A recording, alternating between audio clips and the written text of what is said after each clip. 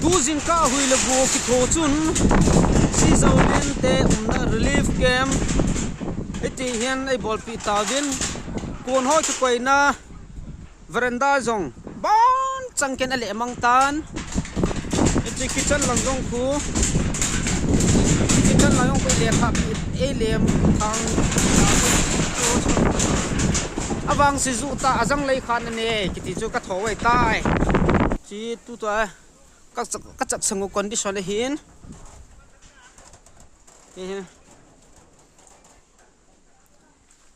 chung veranda tin chena khoi ta kho ki tho do tan pi ba ki lo da mo awang si zu ta azang khaw hlang ina pe ne ki ti chu kyo hin ka tho mo ngai dan tai we want justice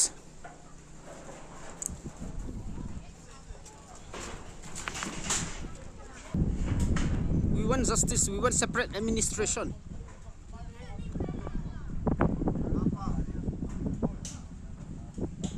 Ni pi ho yong ki cha bin chilang kun ki the do zo ke